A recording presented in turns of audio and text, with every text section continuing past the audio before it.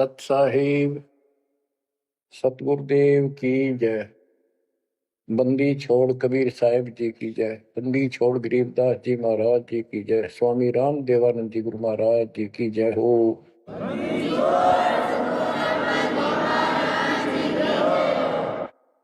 सर्व संतों की जय, सर्व भक्तों की जय, धर्मी पुरुषों की जय। श्री काशी धाम की जय, श्री सुडानी धाम की जय, श्री क्रोथा धाम की जय, श्री बरवाड़ा धाम की जय।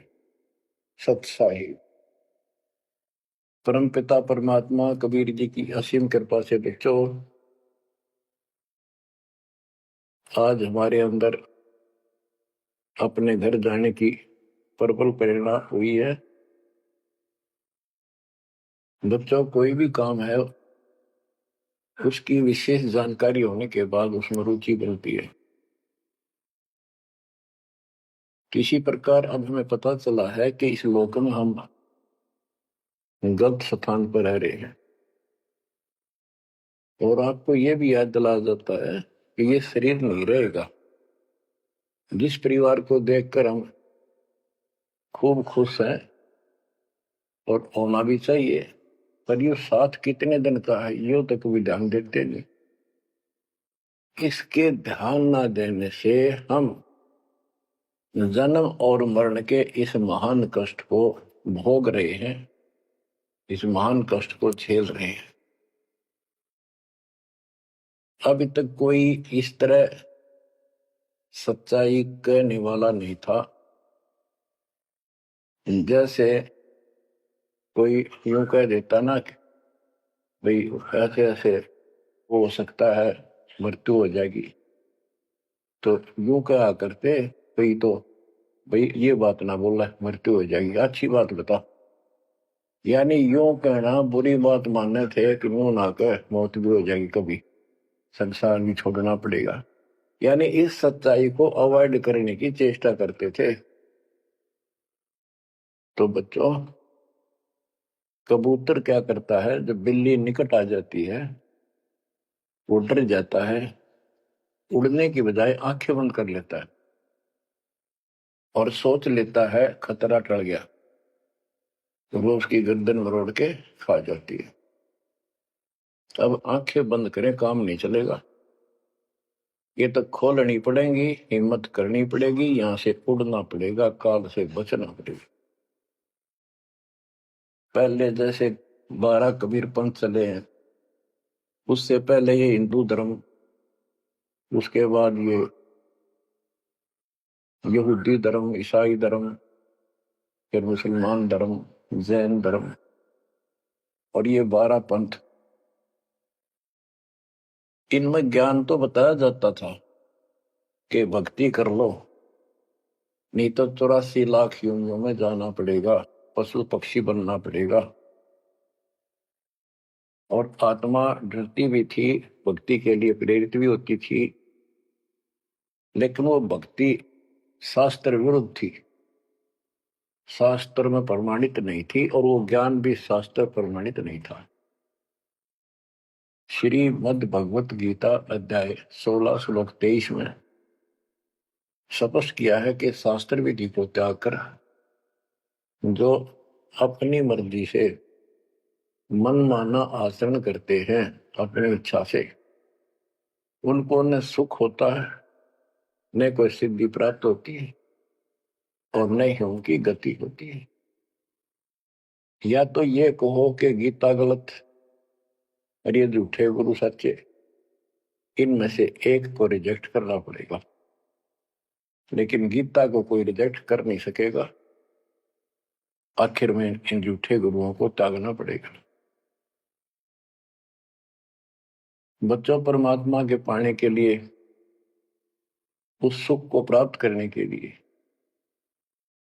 कितने कितने कष्ट झेले हैं महापुरुषों ने, हमने भी उठाए। हम ऋषि बने, ऋषि बनकर कठिन साधनाएं की, जैसा लोक वेद दंत कथाएं सुना करते थे, उसके आधार पर सिद्धियां आ गई, सिद्धियां दिखा कर प्रसिद्धि होगी, उस प्रसिद्धि के ऊपर हम प्रसिद्ध हो गए और खूब महर्षि प्रसिद्ध हो गए।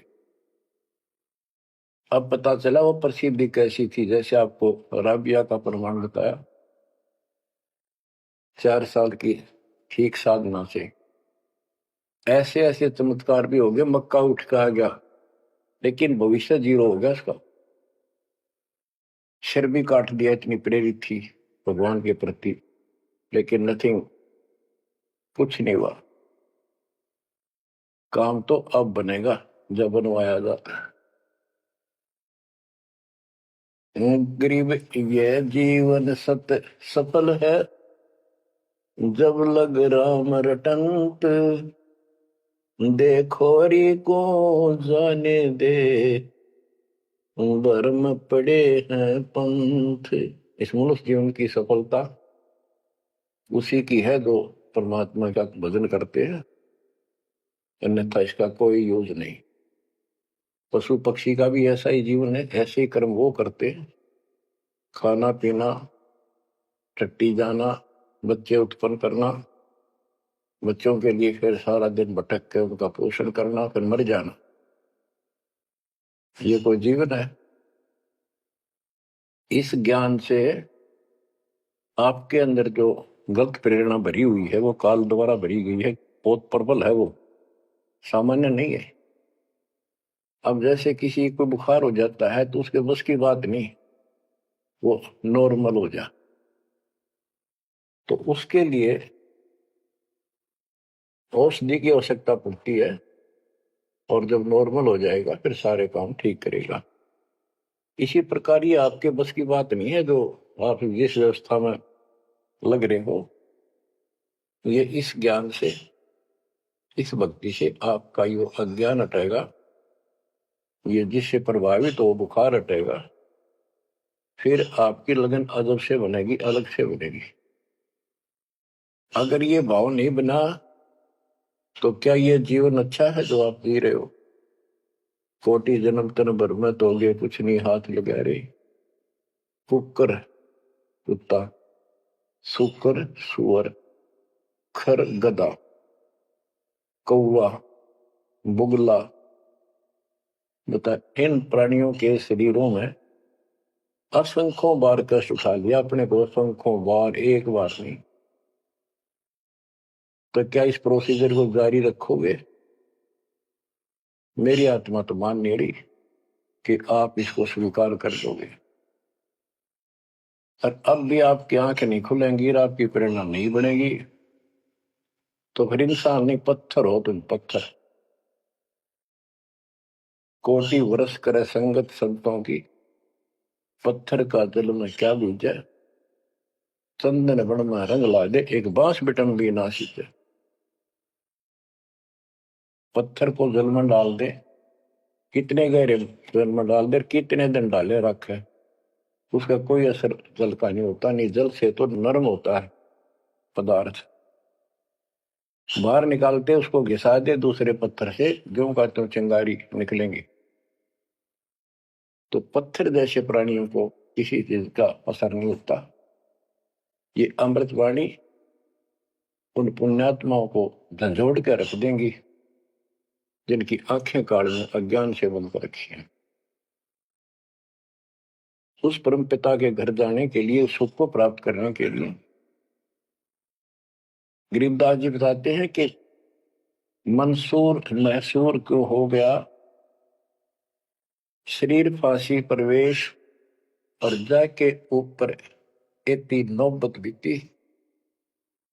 कैसा है वो देश? उस परमात्मा के सुख को, सतलोक की प्राप्ति के लिए, उसकी प्राप्ति के लिए टुकड़े टुकड़े शरीर करा दिया मंसूर अली जी ने, पीछे नहीं हटा।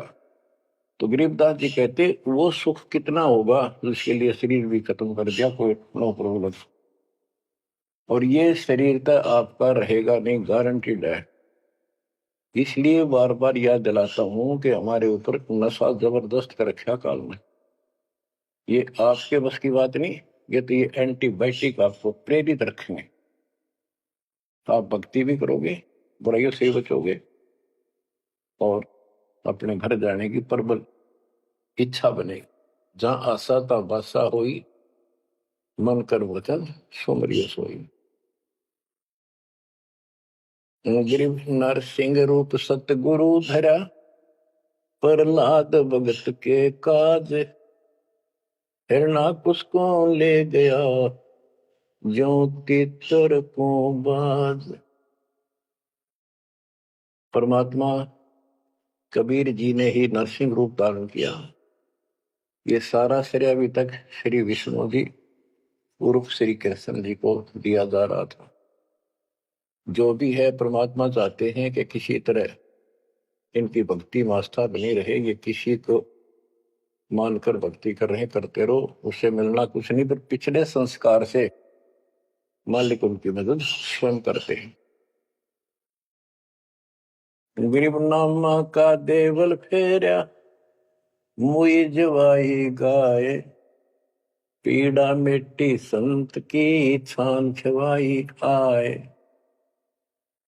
कबीर साहब कहते हैं, दो दिन मेरी शरण है, ताका हूं मैं दास, दास में नौकर गुलाम, और गैल गैल ला गया करूं जब तक धरती आकाश।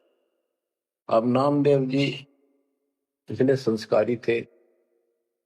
परमात्मा कबीर जी कहीं भी आश्रम बना के कुछ समय के लिए रह जाते हैं, एक गुरु की भूमिका करते हैं। अपने बच्चों को वहां आसपास के क्षेत्र के बच्चों को ज्ञान सुनाते हैं। कोयल के बच्चे उस ज्ञान को सुनकर, आवाज को सुनकर परमात्मा की तरफ खिंचे आते हैं, कौवे वाले रह जाते हैं। तो उस समय रंका और बंका दोनों पति पत्नी थे। एक उनकी बेटी थी वंका। नामदेव भी उसी समय परमात्मा कबीर जी के शिष्य हुए थे जब वो वासनपुर में लीला कर रहे थे।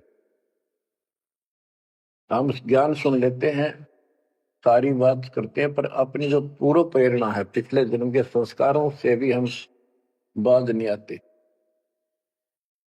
अब नामदेव जी जा रहे थे, एक मंदिर में आरती हुई थी, ब्राह्मण लोग आरती कर रहे थे, और उसके ऐसी धूम चढ़ी कि वो भी मंदिर में पहुंच गया। हाथ में जूते निकाल लिए अपने, जैसे ये बजाते हैं ताल, उस तरह बजाने लग गया। घंटी बजाते हैं और बजाता बजाता आरती में मगन होकर उनके ब्राह्मणों के बीच में पहुंच गया। यानी पत्थर की मूर्ति के सामने पहुंचना चाहा। पंडितों ने पकड़ कर उसको बंदर के पीछे फेंक दिया। ये शूद्र छोटी जाति का समेत दूसरों आ गया, हमारा धर्म भ्रष्ट कर दिया, हमारे भगवान को इसने रुष्ट कर दिया। वो तो फिर भी पड़ा पड़ा मन की आरती कर रहा था, लो लगी थी दाता में। तो परमात्मा उस मंदिर का मुंह नामदेव की तरफ कर दिया और पंडित पिछली साइड में खड़े घंटी बजा रहे थे। आश्चर्यचकित हुए।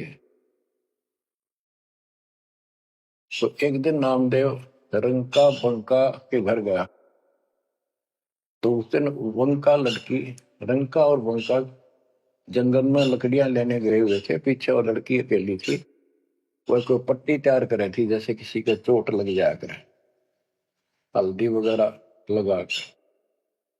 नामदेव बोला, बहन किसको क्या हो गया, किसको चोट लगी, किसके लिए पट्टी बना रही हो?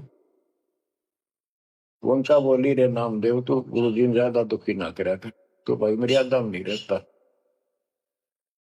वहां के जरूरत थी तेरे को जाने जिस मंदिर में, अपना मंदिर में जाना भगवान ने अलाउड थोड़ा कर रखा है, मानता नहीं तो तेरे लिए, तेरी इज्जत रखने के लिए गुरु जी तेरे मंदिर फेर गए थे, हाथा चोट लगी भाई, उनका पट्टी बांधे।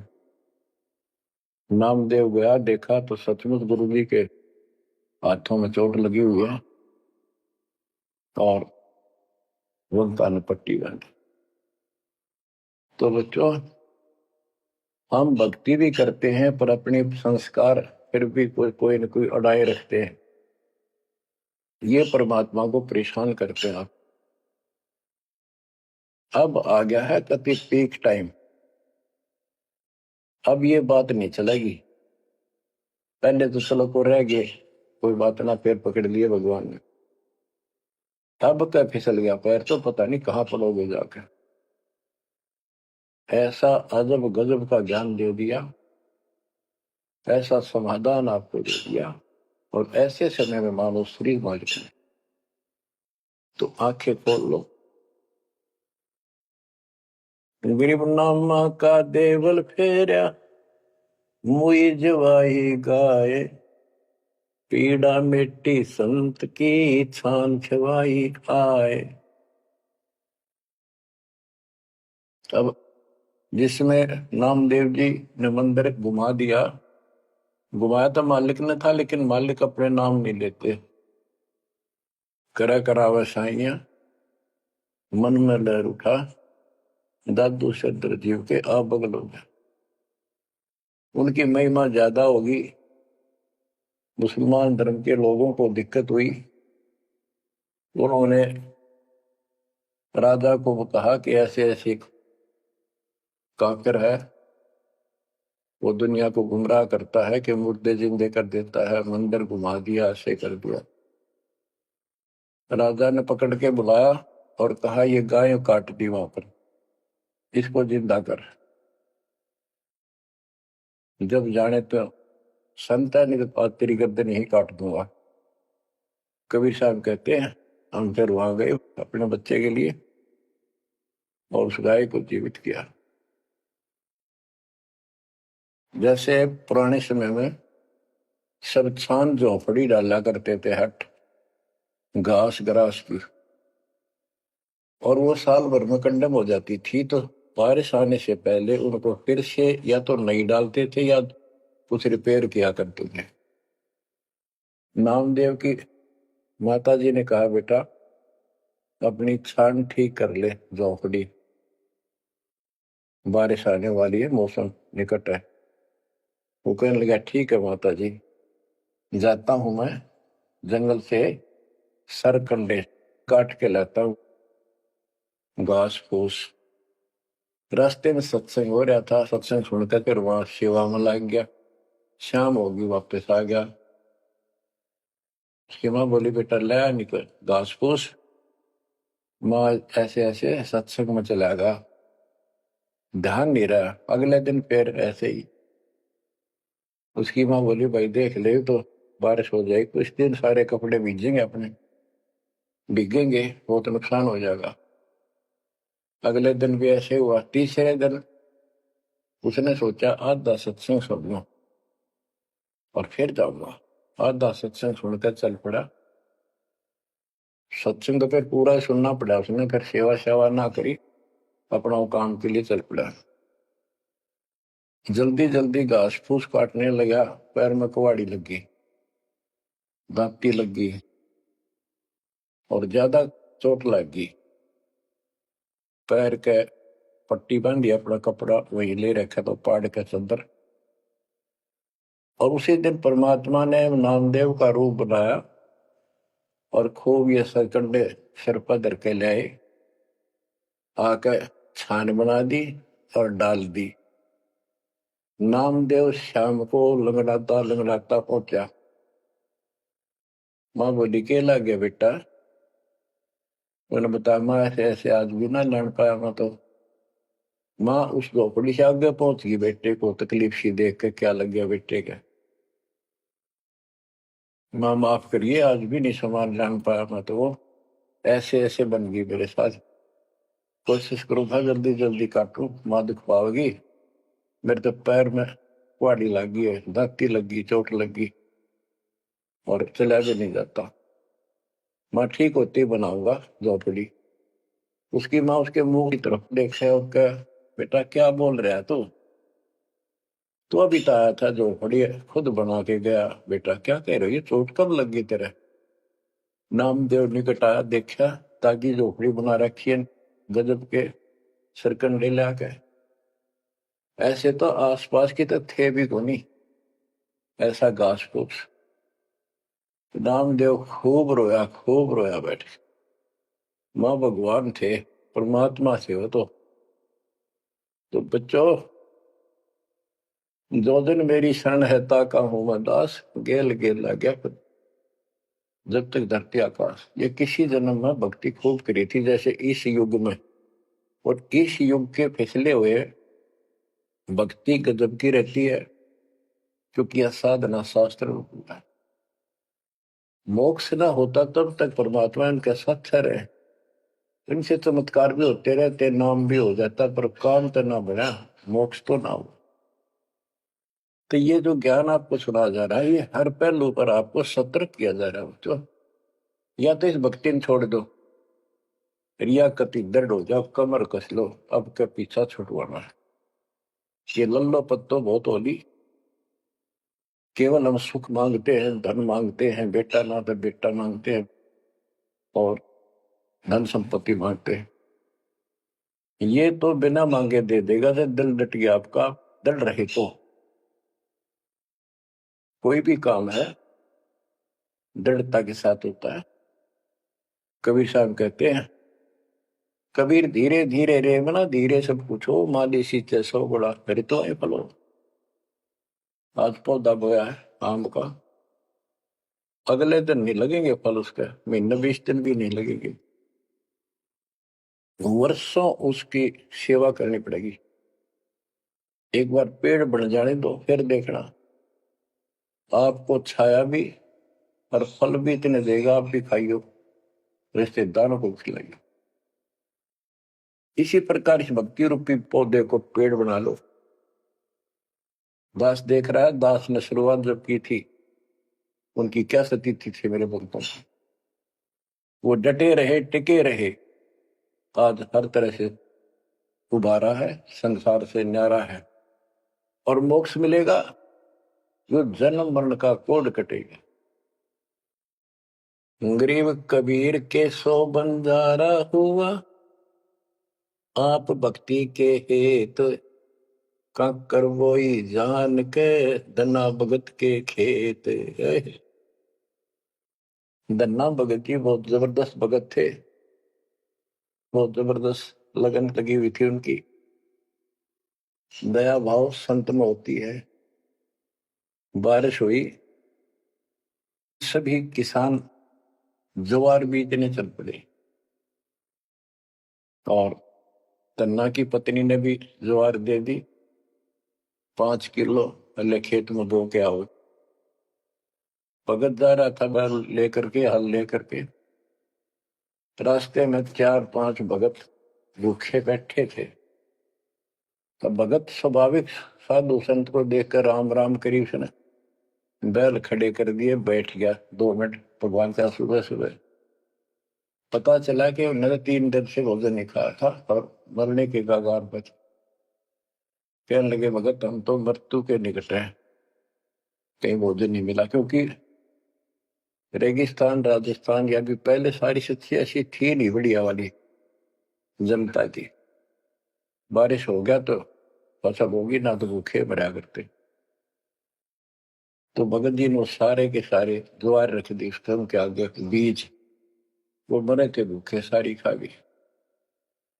अब वो चल पड़े, भगत जी ने सोचा ही वे घर वाले लड़ेंगे, पत्नी भी गर्म मिजाज की थी, और इसमें तो भाई कोई भी टोक दे, बीज भी कित खा गया तो कित खो दिया, किसान का तो जीवन होता बीज। लेकिन उसने परिवार न्यौछावर कर दिया, कंकर इकट्ठी की लोगों को दिखाने के लिए, जैसे और बीज बो रहे थे, ऐसे कंकर बखेर के हलवा के सामने घर आ गया, खेत में जाकर नहीं देखा। कुछ दिनों के बाद औरों के ज्वार गजब की उगरी, और भगत जी के खेत में तुम्बे मतीरों की बेल उगरी बिना गिरती की, और मतीरे लग गए मोटे मोटे, ये तुम्बे ऊपर नीचे पुड़े नो भरी दिखे, उनका खेत बना दिखा। कुछ दिन के बाद क्या होता है कि बारिश ना होने से उस क्षेत्र में अकाल जैसी स्थिति होगी, और ज्वार किसी का हुई, किसी की थोड़ी बहुत हुई, बिल्कुल नहीं हुई। तो वो तो बाद की बातें हैं।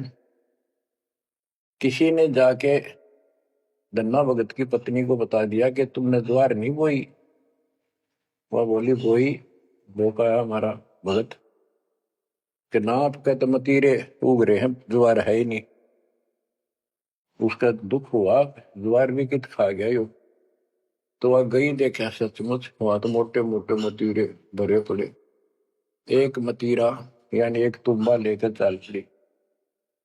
धन्ना भगत को पता था कि बात आज बिगड़ चुकी है। उसके बाहर जाते ही भगत वहां आ जाते थे, उसके रहते नहीं आते थे। वो जल्दी वापस आ गई। धन्ना भगत ने सोचा था शाम तक आओगी।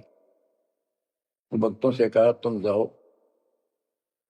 बात आज गड़बड़ है। सिर पर बतीरा रख रखा। आते उसने बतीरा शर्मा मारा धन्ना भगत का। धन्ना भगत जी ने थोड़ा बचाव किया तो धरती में लगकर फूट गया। फूटते उसमें ज्वार निकली जैसी बीज की साफ सुथरी भेजी थी। अब भगत जी तो टेढ़ा पड़ा, सर बचाया, और वह देवी देख रही थी, कभी धन्ना भगत को कभी ज्वार को। तो वह बोली ये कहां से आ गई ज्वार इसमें। धन्ना भगत नहीं बोला। वह फिर खेत में गई, वह ज्वार उठा कर अंदर रख ली। वहां जाके देखा, कपड़ा बिछाकर मतीरे फोड़न लागी। ढेर लाग गया, गठड़ी बांध कर चल पड़ी। ढोण लागी ज्वार, अरोरा की ज्वार कति कंडम सी होगी वो, ये को ना खड़ी तो रही पर उसमें बीज नहीं बना, सूखी सूखी सी खड़ी। अब वह 5-6 गठड़ी ले आई भर भर का। भगत बोला जितनी अपनी होनी चाहिए थी ना तेरे खेत में उतनी रखना, ज्यादा ना लेना भगतमती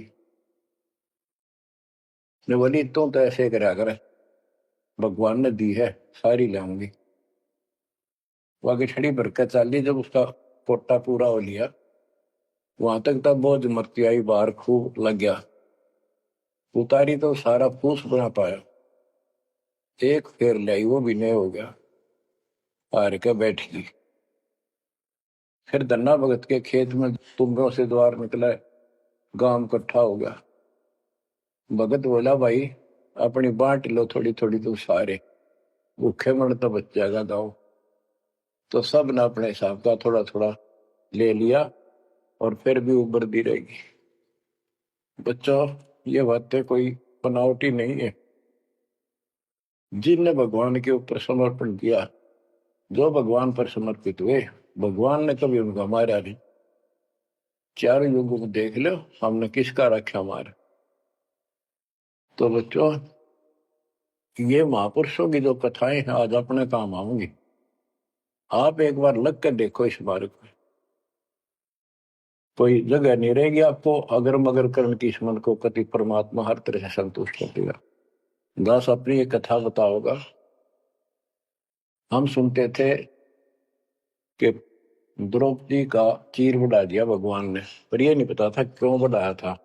वो तो अब इस तत्व ज्ञान से निखार हुआ कि कबीर परमात्मा ने एक लीला करके उसका लीर ग्रहण किया कपड़ा, पर उसके कारण बढ़ा था। तो किसी को कहते वो मानता नहीं था, ये कोई बात है कैसे हो सकता, ऐसे नहीं हो सकता, वैसे नहीं हो सकता। हम भी मानते थे कि चल ना होगा, पर भगवान तो है और बहुत काम कर रखे हैं। और मन मानता था भगवान कुछ भी कर सकता है, क्योंकि आस्था जब भी बनती है जब ये भावना बढ़ जाएगी परमात्मा जो चाहे सो कर सके। इम्पॉसिबल वर्ड नहीं है उसकी डिक्शनरी।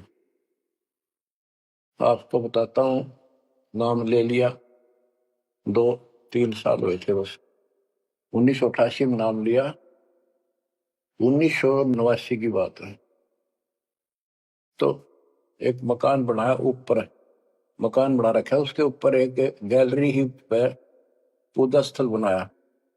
झांकी थी, खिड़की और विंडो, और एक अंदर आंगन। जल्दी के कारण मैं बने बनाए वो लिया जंगले पूजा स्थल, 2 मांझ कर उनको पेंट करके लगा दिया। उनमें शीशे भी लगे हुए थे।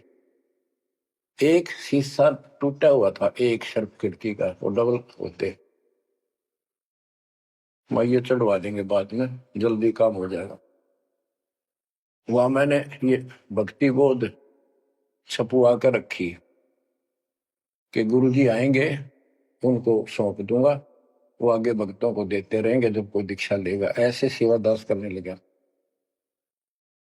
क्या हुआ कि उस जो शीशा फूटा हुआ था उसमें के चूहे बढ़कर उनको काटने लगे।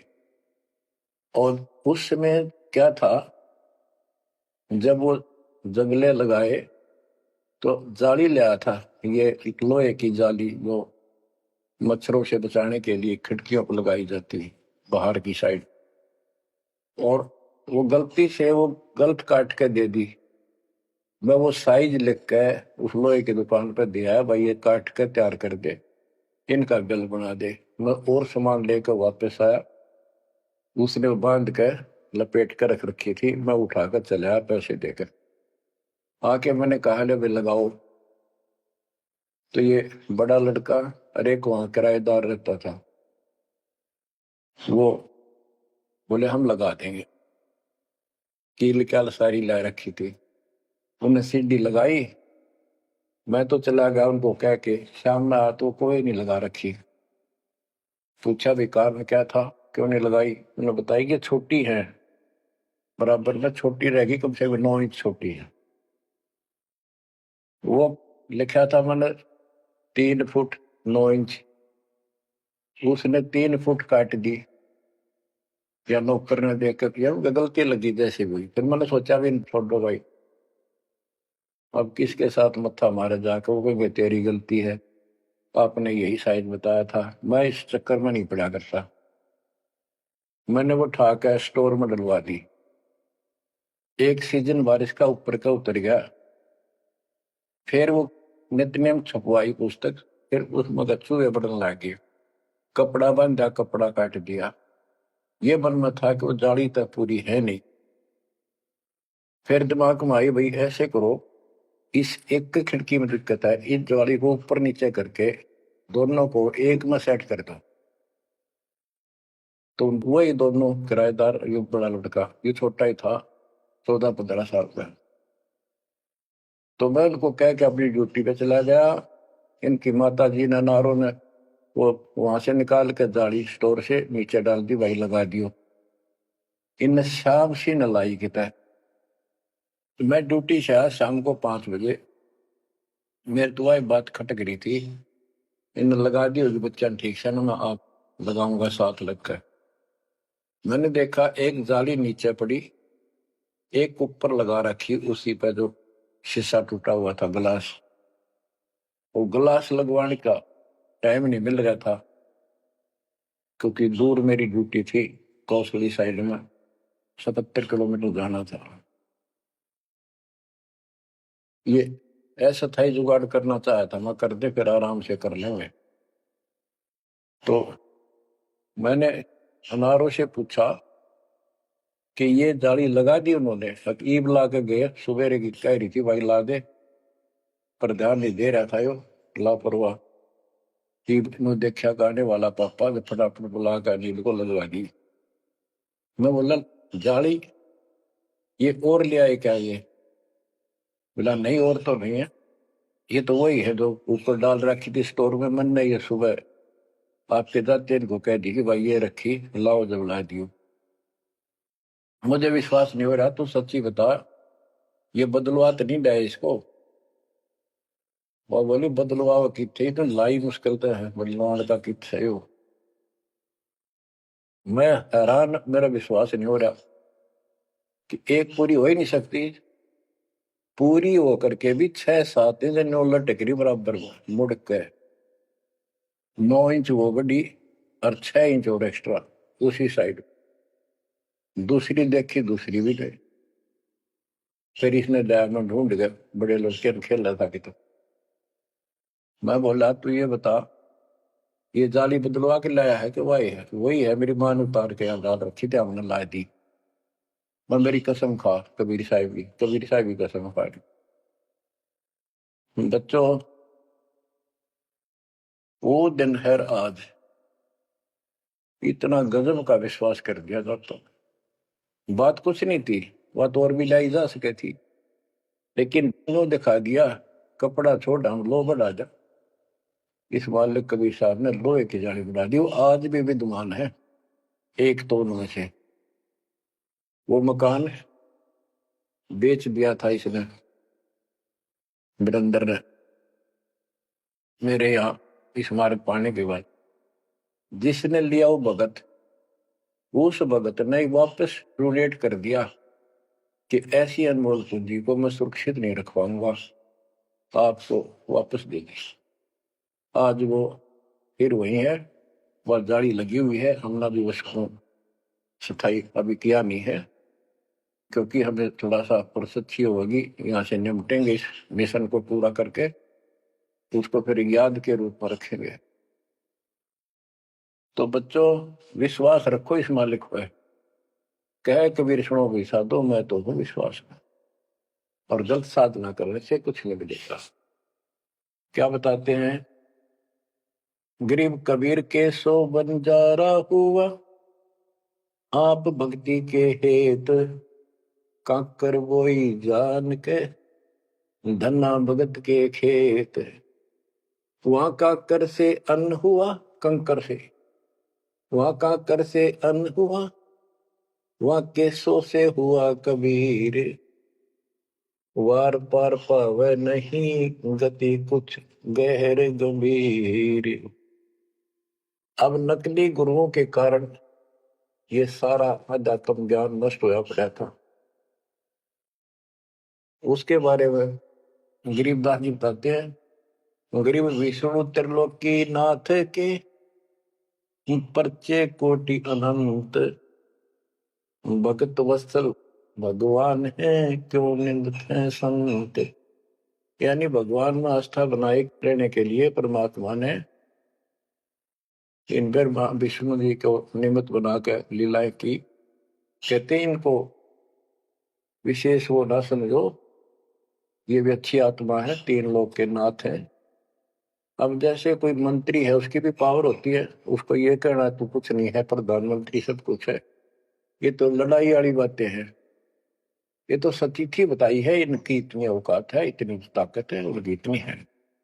इनसे हम दूर नहीं हो सकते और इनको एज ए ईस्ट पूज भी नहीं सकते कि ये करतार बने हुए हैं अपने आप।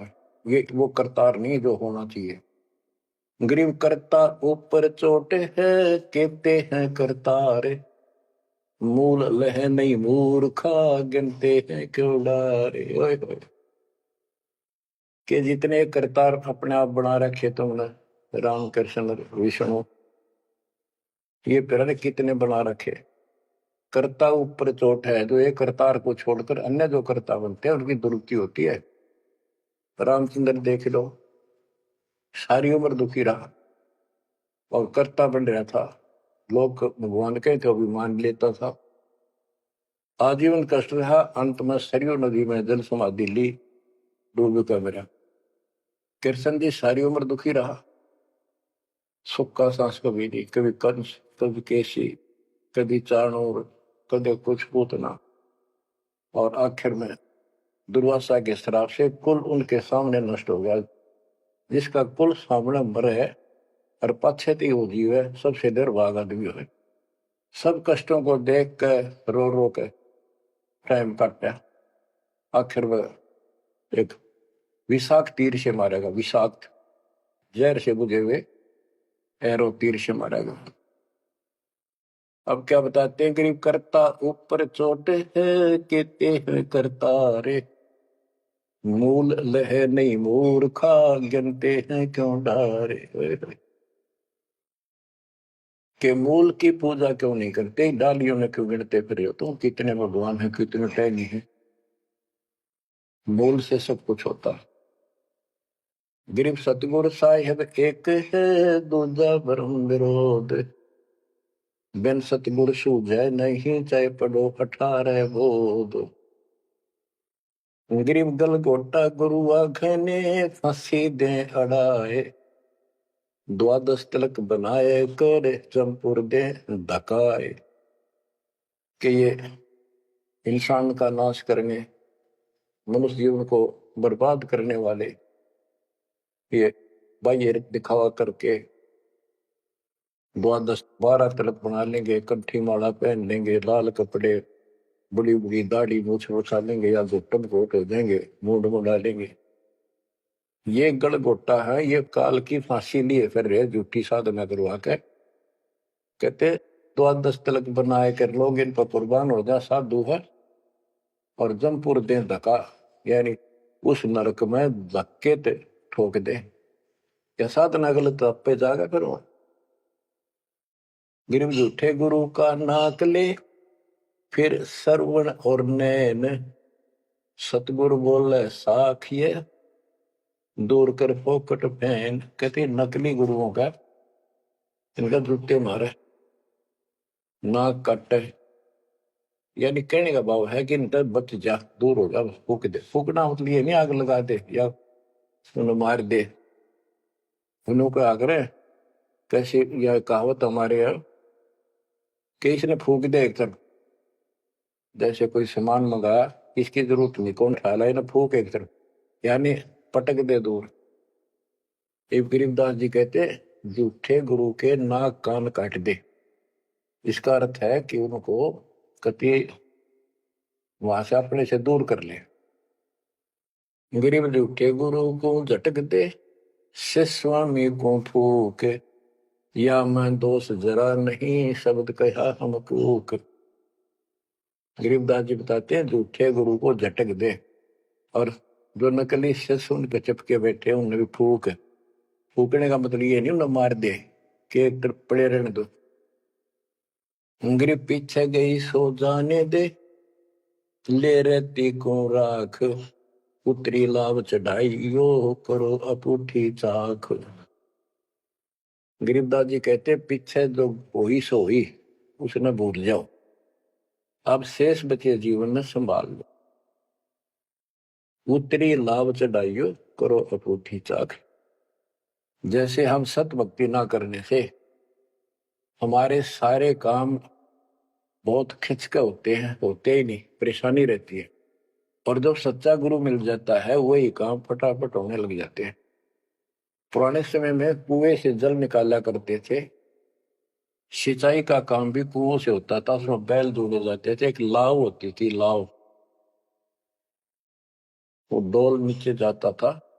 एक लकड़ की पुड़ी होती थी, लोहे का इतना सिस्टम नहीं था, फिर लोहे की बनने लगी थी पुली, उसके ऊपर वो लाव यानी रस्सी, मोटी रस्सी होती थी, बढ़िया मजबूत।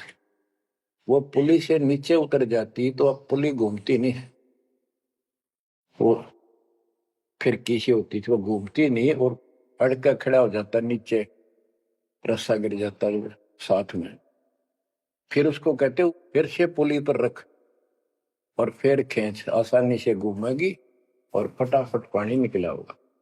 कि शास्त्र विरुद्ध साधना करके भक्ति से दूर होकर भगवान से तुम दुख पा रहे हो, फिर से भक्ति शुरू कर दो, फिर आपको सुख होगा। गिरिव पीछे गई सो जानते, ले रहती को रख, जो शेष बचा जीवन इसको संभाल ले रख। उतरी लाभ चढ़ाई यो करो अपूठी चाख। गिरिव बोए बिन पावे नहीं, जीवित कैसा योग, 84 आसन करे मिटे न संसार शोक। के जीवित मरे बिना परमात्मा प्राप्ति नहीं होगी। तुम जैसे बकवादों में लग रहे हो, जीवित कैसा योग, ऐसे भक्ति नहीं पड़ेगी। और जो 84 आसन कर करके लोग दिखावा करते हैं, इसे मोक्ष नहीं है। गिरिव पंचअग्नि पाखंड है, मोनी तपे आकाश, झरने बैठे क्या हुआ, क्या जी में पंच गिरास। ये 5 धुएं लगा के बीच में बैठ जाते हैं पाखंड करने के लिए। इन मकला इतनी है ज्ञान नहीं इनको। कोई मौन रखता है, कोई तप करता है, मटके घड़े के अंदर सुराख करा के एक तपाई के रख के 40 दिन सर्दी के महीने में 100 मटके डेली पानी के अपने सिर पर डलवाता है। और वो बड़े बड़े गांव के लोग उस पाखंडी के चारों तरफ परिक्रमा करते हैं। और कोई कहे मैं सिर्फ 5 गिलास खाया करूं, ज्यादा खाता नहीं। इस तरह के ड्रामाबाजी से अट्रैक्ट करते पब्लिक को, पल्ला कुछ नहीं। गरीब दूधा धारी शब्द है, पान फूल फल खाई, घट में नाम न संचर, ये बंधे जमपुर जाई। कई बताते हैं बाबा है दूध दूध पियो है, बड़ा शब्द है दूध दाधारी बोलने से, और केवल कभी फल खा लेता है, कोई फूल फल ही खाता है। तो गरीबदास जी कहते गरीब दूध दाधारी शब्द है, ये पान फूल फल खाई, घट में नाम न संचर, बंधे जमपुर जाई। सच्ची भक्ति है नहीं सीधे नरक में जाएंगे। गरीब चुंडित मुंडित भद्रा, मोनी मैल न पावे, धूमर पान ठडे श्री, ये दो जग धक्के खा। गरीब योग नहीं यो रोग है, जब लग निज नाम न चीन, घर घर द्वारे भटकते, देख बिना यकीन। गरीब देख लिया तो क्या हुआ, जब लग नहीं विवेक, तीन काल निपजे नहीं, नहीं मिटे कर्म रेख।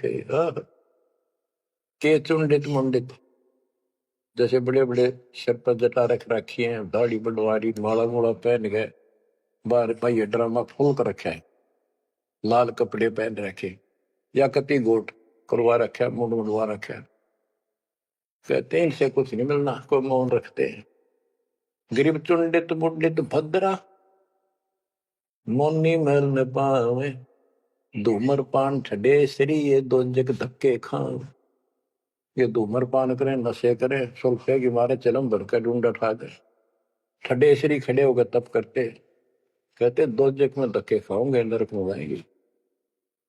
बच्चों ये मूल ज्ञान है, ये तत्व ज्ञान है, और ये जो ज्ञान आपको दिया जा रहा है आपके लिए वरदान होगा। ये कबीर साहब की गिफ्ट है। इस रजा को संभाल के रखियो, इसको हल्के में ना लियो बच्चों, कुर्बान हो जाओ। ये धंधे करते था सिंगन हो गए, कितना पुराना पट्टा। इसकी शरण में डट कर सत्संग सुना करो, सेवा करो और दान करो, मर्यादा का निर्वाह करो, भक्ति करो, देखना न्यारे रंग ला देगा दाता। मालिक आपको मोक्ष दे, सद्बुद्धि दे, आपको याद बनी रहे अपने घर की सच्चाई।